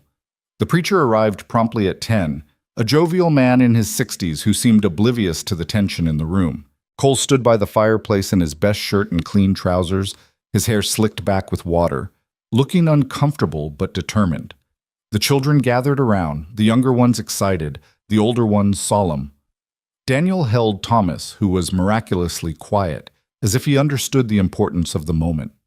Dearly beloved, the preacher began, and Mara felt the world narrow to this moment, this choice, this man standing beside her who was about to become her husband in name, if nothing else. The words of the ceremony washed over her like water. She heard herself make responses, heard Cole's deeper voice echoing his own vows. His hand was warm and calloused when he took hers, steady where hers trembled. I now pronounce you man and wife. You may kiss the bride. The words hung in the air, awkward and presumptuous. Mara felt her face flush. They hadn't discussed this part, hadn't planned for the expectation of even this small intimacy. Cole leaned forward and pressed a brief, chaste kiss to her forehead. It was over in a second, but Mara felt the warmth of it long after he stepped back. Congratulations, the preacher said, beaming. May your union be blessed with many years of happiness. Mara signed the marriage certificate with a hand that barely felt like her own. Cole's signature appeared beside hers. Bold, confident strokes that somehow seemed to seal her fate more than the ceremony itself. And just like that, it was done. She was Mrs. Cole Barrett. Her children were legally protected. The county could no longer claim the arrangement was improper. The preacher stayed for a meal that Rebecca and the older girls had prepared, roasted chicken and fresh bread, and the last of the garden vegetables cooked with butter and herbs. It was a feast by their standards, and the preacher ate with enthusiasm, regaling them with stories from his circuit that had the children laughing. Cole was quiet throughout, responding when spoken to but not initiating conversation. Mara caught him looking at her once, his expression unreadable, and quickly looked away. When the preacher finally left, promising to file the marriage certificate in town on Monday, the children scattered to their afternoon chores. Mara stood in the suddenly quiet kitchen, not sure what to do with herself. That went well? Cole said from behind her. She turned to find him in the doorway, hands in his pockets, looking as uncertain as she felt. Yes. Thank you for all of it. You don't have to keep thanking me. I know, but I do anyway. An awkward silence stretched between them. Finally, Cole cleared his throat. I should get back to work. Fence line needs checking before the weather turns. Of course. He started to leave, then paused. Mara, nothing has to change. You live your life, I'll live mine. We just have the legal protection now, that's all. I understand. He nodded and left, and Mara sank into a chair, feeling the weight of what she'd just done settle over her like a heavy blanket. She was married. Again. To a man she barely knew, in an arrangement built on necessity rather than affection. She should have felt relieved. The children were safe. That was what mattered. Instead, she felt unmoored, adrift in a situation she didn't know how to navigate. The following Monday, Cole rode to town for the hearing, taking Daniel with him. Mara had wanted to go too, but Cole had insisted she stay with the children. Let me handle it, he'd said. The marriage certificate and my testimony should be enough. So Mara waited, pacing the kitchen while Rebecca tried to distract her with tasks. The hours crawled by like years. When Cole and Daniel finally returned late that afternoon, Mara ran out to meet them, her heart in her throat. Well? She demanded before Cole had even dismounted. Cole's face broke into the first real smile she'd seen from him. It's done. Judge dismissed the petition, said a married couple on a working ranch was an appropriate environment for children. The county has no case. The relief hit Mara so hard her knees buckled. Daniel caught her arm, steadying her. They can't take us? She whispered. They can't take you, Cole confirmed. It's over, Mara. You're safe. She started to cry then, great gulping sobs of relief and release. All the fear she'd been holding back, all the terror of losing her children, came pouring out in tears she couldn't control. Cole dismounted and stood awkwardly nearby, clearly unsure what to do. Finally, he rested a hand briefly on her shoulder, a gesture of comfort that lasted only a moment before he stepped back. Come on, he said gently. Let's go tell the others. The children's joy was unrestrained. They whooped and hollered and danced around the kitchen, their relief matching Mara's own. Even Rebecca, usually so controlled, cried with happiness. That night, they celebrated with a special supper. Cole brought out a bottle of apple cider he'd been saving, and they toasted to new beginnings. The children begged him to stay and eat with them at the main table instead of taking his meal to the bunkhouse, and after a moment's hesitation, he agreed.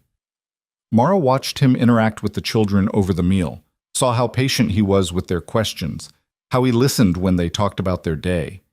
Joseph showed him a bird's nest he'd found, and Cole examined it with the same serious attention he gave to ranch business. Sam demonstrated a whistle he'd learned, and Cole praised him genuinely. Even Lily, still shy around him, giggled when he made funny faces at her. He would make a good father, Mara thought, then immediately pushed the thought away. This wasn't that kind of marriage. He was helping, not becoming their father. She needed to remember that. But as the evening wore on and the children slowly headed to bed, Mara found herself reluctant to see him leave for the bunkhouse. The house felt warmer with him in it, more complete somehow. Thank you, she said as he prepared to go, for everything you did today, for protecting them. They're good kids, Cole said. They deserve protection. Still, you could have walked away at any point. Nobody would have blamed you. I would have blamed me. He pulled on his coat, his movements deliberate. Get some rest, Mara. You look exhausted. After he left, Mara did feel exhausted, but it was the good kind, the kind that came from relief rather than fear. Her children were safe. Legally, permanently safe. That was worth everything. The days that followed fell into a new rhythm.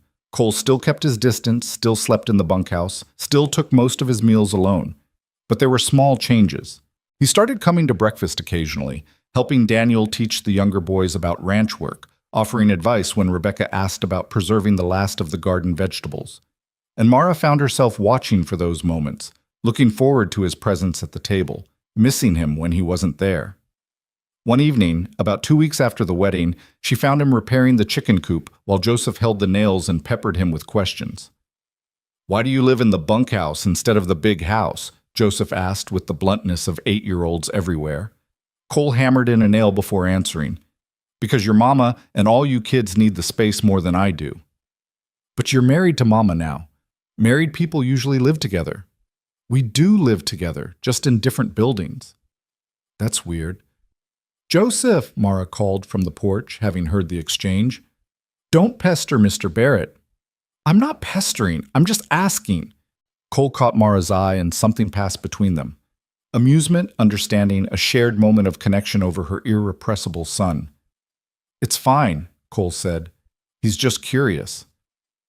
But that night, lying in bed, Mara wondered about Joseph's question. It was weird, wasn't it? They were married but living like strangers who happened to share property. How long could they maintain that fiction before the children started questioning it more seriously? And more troubling, did she want to maintain it? The thought came unbidden and unwelcome. She pushed it away, but it returned like a persistent fly. Because the truth was, she was starting to notice things about Cole that had nothing to do with gratitude or practicality. The way his eyes crinkled at the corners when one of the children made him laugh. The careful gentleness in his hands when he helped Lily climb the fence to see the new calf. The way he listened when people talked, really listened, like what they said mattered. She was starting to like him. Not as a benefactor or employer, but as a man, and that was dangerous. October brought the first snow, light flurries that dusted the prairie white and made the children shriek with delight. Cole showed them how to track rabbit prints in the fresh powder, and they spent an afternoon following trails through the brush. Mara watched from the kitchen window, her hands busy kneading bread but her attention on the scene outside. Cole was good with them, patient in ways she hadn't expected, playful in ways that surprised her. He had taken on 10 children and never once complained about the noise or chaos or endless needs. That evening, he stayed for supper again. It was happening more often now, this sharing of meals, and Mara had stopped questioning it. The children were happier when he was there, and if she was honest, so was she. "Mama," Sam said suddenly, "when's the baby coming?" Mara nearly dropped the serving spoon. "What baby?" "The baby you and Mr. Cole are going to have. Married people have babies. That's what Mary said." The silence around the table was deafening. Mara felt her face burn while Cole suddenly became very interested in his plate. "Mary said her aunt got married and had a baby 9 months later," Sam continued, oblivious to the tension. "So I was just wondering when ours would come." "Sam," Rebecca hissed, "that's not... we don't..." "It's a fair question," Cole said quietly, saving them both. "But your mama and I aren't planning on having any babies. We got married to keep you all together and safe. That's a different kind of marriage." "Oh." Sam processed this. "So no baby?" "No baby." "Okay." And just like that, Sam went back to eating, the matter settled in his mind. But Mara couldn't shake it off so easily. Because Sam's innocent question had highlighted what she'd been trying not to think about.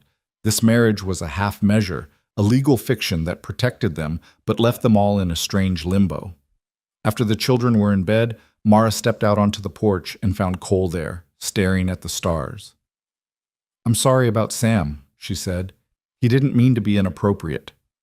"He's 8. He was just curious." Cole glanced at her. "But it's a fair point. The kids are going to have questions as they get older, about why we live separately, why this isn't a normal marriage." "I know." Mara wrapped her arms around herself against the cold. "I don't know what to tell them." "We tell them the truth? That people make their own rules about what marriage means. That we respect each other and work together, and that's enough." "Is it?" The question escaped before Mara could stop it. "Is it enough?" Cole turned to look at her fully, and in the moonlight his face was all planes and shadows. "That depends on what you want it to be." The moment stretched between them, heavy with possibility. Mara's heart beat faster, and she realized with sudden clarity that she was standing at another threshold, another choice. She could keep things as they were, safe, distant, emotionally uncomplicated. Or she could acknowledge what was growing between them, this tentative connection that felt like it might become something more if she let it. "I don't know what I want," she admitted finally. "I'm still figuring it out." "Take your time," Cole said. "We've got nothing but time." He went to the bunkhouse, and Mara stood alone on the porch, breathing the cold air and trying to sort through the tangle in her chest. The truth was, she was starting to want more. Want the kind of marriage where Cole didn't have to leave every night, where they shared more than just meals and responsibilities. Want to know what it would feel like to be held by those strong arms? To be truly safe, not just legally, but emotionally. But wanting and having were different things. And she didn't know if Cole wanted the same, or if he was content with the arrangement as it stood. November came with bitter cold and the first real snowstorm. They woke one morning to find the world transformed, buried under 2 feet of white. Cole appeared at the house before dawn, snow dusting his shoulders. "Storm's bad," he said. "I'm moving into the spare room downstairs. Bunkhouse stove can't keep up with this cold, and if something happens to the livestock, I need to be close." It was practical, sensible, but Mara's pulse jumped at the thought of him actually living in the house, sharing their space. "Of course," she managed. "That makes sense." So Cole moved his few belongings into the small room off the kitchen, and suddenly their careful distance was harder to maintain. They passed each other in the hallway, stood side by side at the sink doing dishes, sat across the fire in the evenings while the children played. And slowly, almost imperceptibly, the walls between them began to crack. It started with small things. Cole fixing the latch on Rebecca's door without being asked, Mara mending his shirts and finding herself taking extra care with the stitching, him teaching Daniel to play chess in the evenings, her leaving coffee ready for him when he came in from the early morning feeding. They were building something, Mara realized. Not the marriage they'd agreed to, but something else. Something that felt like partnership, like friendship, like the foundation of something that could become more. And for the first time since Samuel died, Mara felt herself hoping. Not the desperate hope of survival, but the fragile hope of happiness. She didn't know if Cole felt it too. Didn't know if this warmth between them was mutual or just her own heart betraying her with impossible wants. But as winter settled over the ranch and they all drew closer together against the cold, Mara began to believe that maybe, just maybe, they were building something worth keeping, something that looked like home. The turning point came on a night in late December when the temperature dropped so low that ice formed on the inside of the windows. Mara woke to Thomas crying, a desperate, frightened sound that had her out of bed instantly. The baby's skin was burning with fever, his small body shaking with chills despite the blankets wrapped around him. "Rebecca," Mara called, trying to keep the panic from her voice. "Rebecca, wake up! I need you to heat water. Thomas is sick!" She heard footsteps thundering down the stairs, too heavy to be Rebecca. Cole appeared in the doorway, hair disheveled, shirt unbuttoned, concern etched on his face. "What's wrong?" "Fever. Bad one." Mara's hands shook as she tried to soothe the crying infant. "I need to get it down. I'll get the water going." Cole was already moving. "What else do you need?" "Cool cloths and the willow bark tea from the pantry, top shelf." Cole didn't question, didn't hesitate. Within minutes, he had water heating and was helping Mara strip Thomas down to cool his burning skin. Rebecca appeared with the willow bark, and together they worked to get small sips of the bitter tea into the baby's mouth. The hours that followed were a blur of fear and desperate action. Mara had lost Samuel to fever, and the terror of losing Thomas the same way threatened to paralyze her. But Cole's steady presence kept her grounded. He took turns holding the baby when her arms grew tired, changed cloths when they warmed too quickly, spoke in low, calm tones that kept the panic at bay. "He's going to be all right," Cole said as dawn broke gray and cold through the windows. "His fever's coming down. Feel his forehead." Mara pressed her palm to Thomas's skin and nearly wept with relief. Still warm, but not the terrifying burn from hours before. The baby had stopped crying and was sleeping fitfully against her chest. "Thank you," she whispered, her voice raw from exhaustion and emotion. "I couldn't have done this alone." "You're not alone," Cole said quietly. "Not anymore." Something in his tone made Mara look up. He was watching her with an expression she'd never seen before. Tender, intense, unguarded, like he'd forgotten to maintain his careful distance and she was seeing the man beneath the protective walls. "Cole," she started, not knowing what she wanted to say, but feeling the need to acknowledge this moment, this shift. The bedroom door creaked and Joseph's sleepy voice broke the spell. "Is Thomas okay?" "He's better," Mara said, pulling her attention back to her children. "Much better." The rest of the day passed in exhausted relief. Thomas continued to improve, his fever breaking completely by evening. But something had changed between Mara and Cole during those desperate hours. The careful politeness was gone, replaced by something more intimate, more real. That evening, after the children were in bed and Thomas was sleeping peacefully in his cradle, Mara found Cole in the kitchen making coffee. Couldn't sleep? She asked. Thought you might need some. He poured 2 cups, added sugar to hers without asking. He'd noticed how she took it, she realized. Still worried about the baby? A little, but mostly just grateful. She wrapped her hands around the warm cup. You were wonderful with him. With all of us. Cole shrugged, uncomfortable with the praise. Just did what needed doing. No. Mara set down her cup and looked at him directly. You did more than that. You've been doing more than that since the day we met. And I need you to know that I see it. I see you. The words hung between them, weighted with meaning beyond their surface. Cole's gray eyes met hers, and Mara saw the question there, the uncertainty. Mara, I need to tell you something. He set his own cup down with careful precision. This marriage, this arrangement, it's not what I expected. Her heart plummeted. Here it came. He regretted it. He was going to tell her this was too much, that he couldn't do this anymore. I understand, she said quickly, already preparing herself for the blow. If you want to end this arrangement, I'll figure something out. Maybe the children and I could… No! Cole's hand shot out, catching hers before she could pull away. That's not what I'm saying. I'm saying it's not what I expected, because I didn't expect to care this much. Mara froze, her heart hammering against her ribs. I told myself this was practical, Cole continued, his thumb absently stroking the back of her hand. Help for help, that's all. But somewhere along the way, it stopped being about the arrangement. It became about you, about the kids, about coming home and actually having a home to come to. Cole, let me finish. He took a breath. I know this isn't what you signed up for. I know you married me to protect your children, not because you wanted a real husband, and I'll respect that. If you want things to stay the way they are, I'll never push for more. But I need you to know that I'm not staying in the bunkhouse because I don't want to be in the house with you. I'm staying there because I'm trying to respect your boundaries, your grief, your need for space. Mara felt tears slide down her cheeks. And if I said I didn't need that space anymore? If I said I wanted something different? Cole's hand tightened on hers. Then I'd say I've been waiting to hear that since the day we got married. The confession hung between them, raw and honest.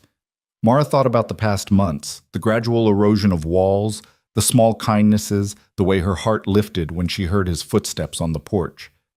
This wasn't the passionate, youthful love she'd had with Samuel. This was something quieter, steadier, built on respect and trust and the slow revelation of character. But it was real. And she wanted it. I can't promise you what this will become, she said slowly. I can't promise I won't be scared, or that I won't grieve Samuel sometimes, or that I'll be perfect at this. I don't need perfect, Cole said. I just need honest, real. Whatever you can give, that's enough. Then I want to try, Mara whispered. I want this to be a real marriage, not just on paper, but everything. Cole's face transformed with a smile that took years off his weathered features. Yeah? Yeah. He pulled her into his arms then, and Mara went willingly, pressing her face against his chest and breathing in the scent of him, leather and wood smoke, and something uniquely Cole. His arms wrapped around her, strong and warm and safe, and for the first time in longer than she could remember, Mara felt truly home. We're going to have to tell the children, she said, her voice muffled against his shirt. She felt his laugh rumble through his chest. Something tells me they already know. The next morning, Mara woke to find Cole's side of the bed. Because it was his side now, they'd decided that last night between kisses that had made her feel like a young woman again. Already empty. For a moment, panic seized her. Had he changed his mind? Regretted everything in the cold light of morning? Then she heard voices from downstairs, Cole's deeper tones mixed with the children's excited chatter. She dressed quickly and descended to find the entire family gathered around the breakfast table, with Cole at the head serving pancakes. Mama! Joseph shouted. Cole's making breakfast, and he said he's moving his stuff from the bunkhouse, and does that mean he's staying in the house now? 10 pairs of eyes turned to her, ranging from Joseph's excited curiosity to Rebecca's knowing smile to Daniel's careful observation. Yes, Mara said, moving to stand beside Cole's chair. Cole's moving into the house. Permanently. Because you're really married now? Sam asked. Like actually married? We were always actually married, Cole said, his hand finding Mara's and giving it a gentle squeeze. But yes, we're going to be doing things more like a regular family from now on. Does this mean we can call you Pa? Joseph asked hopefully. Cole looked at Mara, uncertain. She nodded, her throat tight with emotion. If you want to, Cole said to Joseph, but only if you're comfortable with it. I'm comfortable, Joseph declared. Pa, Papa, Dad, which one do you like? Any of them is fine by me, Cole said, and Mara heard the emotion in his voice too. Daniel stood up from the table and crossed to where Cole sat. He extended his hand formally, like a man rather than a boy. Thank you, he said quietly, for taking care of us, for taking care of Mama. Cole shook his hand solemnly. You're good kids, makes it easy. And thank you for not trying to replace our Pa, Daniel continued, for respecting his memory. I could never replace him, Cole said, but I can be here for you now. That enough? Daniel nodded, and Mara saw tears in her oldest son's eyes before he quickly wiped them away and returned to his seat. The rest of breakfast was chaotic and joyful, with the children peppering Cole with questions and making plans for how they'd help move his things from the bunkhouse. Mara sat at the table, Thomas on her lap, and watched her family, because that's what they were now, truly, and felt something she'd thought she'd lost forever. Peace. January brought a cold snap that kept them all close to the house. Cole used the time to teach Daniel and Joseph how to repair tack and maintain tools, while Mara and Rebecca worked on sewing projects and taught the younger girls how to knit. The evenings were spent around the fire, Cole reading aloud while children dozed against various shoulders, the house warm with more than just heat from the stove. One night, after the children were all in bed, Mara and Cole sat together on the sofa, her head resting on his shoulder. I got a letter from town today, Cole said. Thornton at the bank heard about us. About the marriage being real now. He wanted to make sure I knew what I was taking on. Mara stiffened. What did you tell him? That I know exactly what I'm taking on, and it's none of his business. Cole's arm tightened around her. But it made me think about something. Your old ranch, the one that was seized for Samuel's debts. What about it? It's been sitting empty. Nobody wants to buy it because the land's not great and the house needs work. But I was thinking, maybe we could make an offer. Buy it back. Mara sat up, staring at him. Cole, we can't afford that. Actually, we probably can. Cattle prices were good this year, and I've been saving. Won't get it for what Samuel paid, but we might get it for what he owed. And then, he paused, seeming uncertain. We could give it to Daniel when he's old enough. Start him with his own place. The generosity of it stole Mara's breath. You would do that? For Daniel? He's a good kid, works hard, deserves a future. Cole pulled her back against him. Besides, he's my son now too. That means something to me. Mara kissed him then, pouring into it all the love and gratitude and wonder she felt for this man who had appeared in her life like an answer to a prayer she hadn't known how to make. February brought the first signs of spring, early thaws and the return of birds to the cottonwoods by the creek. The children grew restless with cabin fever, and Cole took them on long walks to look for the first wildflowers, teaching them the names of plants and how to read the sky for coming weather. Mara watched from the porch one afternoon as Cole helped Lily climb a low tree branch, his patience infinite as she worked up the courage to let go of his hand. He's good with them, Rebecca said, appearing beside her mother with a basket of mending. He is.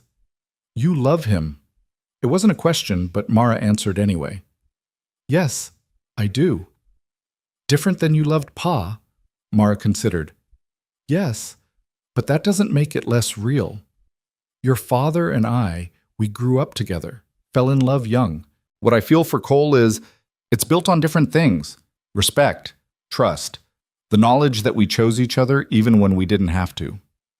I'm glad, Rebecca said softly. I'm glad you're not alone anymore.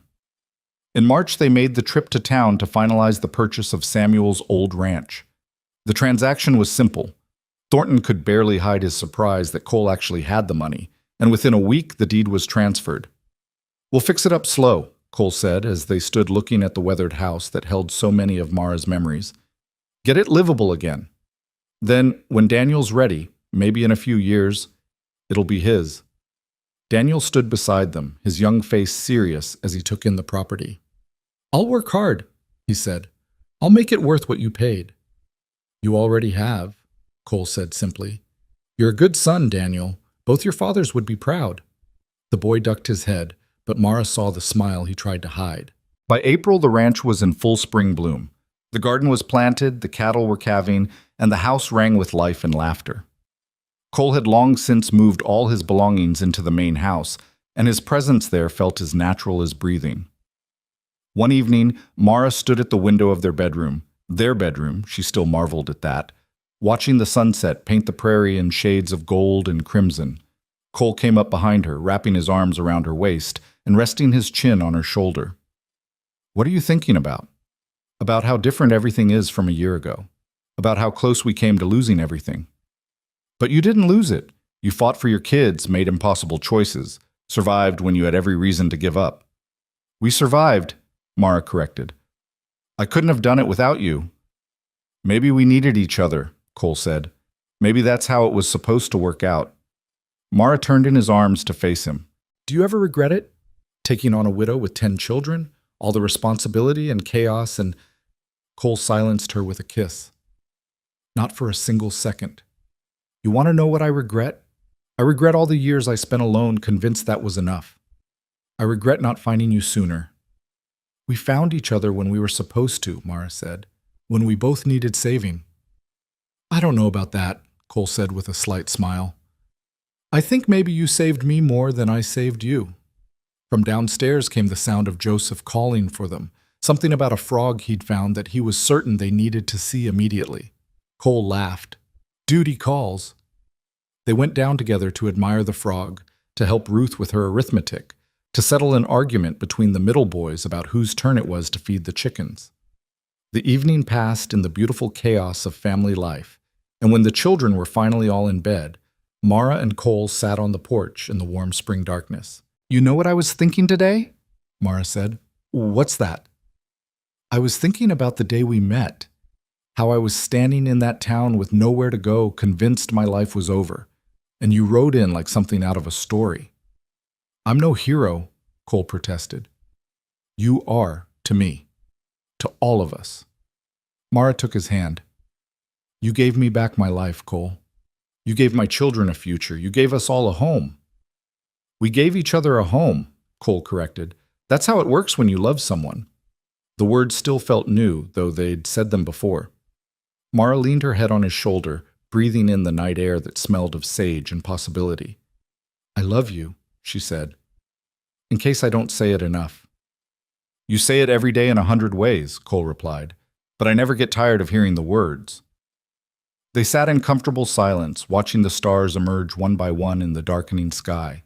Somewhere in the house, one of the children coughed in their sleep. A cow lowed in the distance, the normal sounds of their life. A year ago, Mara had lost everything, had stood at the edge of despair with 10 children and no hope. Now she sat on the porch of a home that was truly hers, beside a man who had chosen to love not just her, but all the complicated, messy, beautiful pieces of her life. Her children were safe, fed, happy. They had a future spread out before them, like the prairie, wide and full of potential.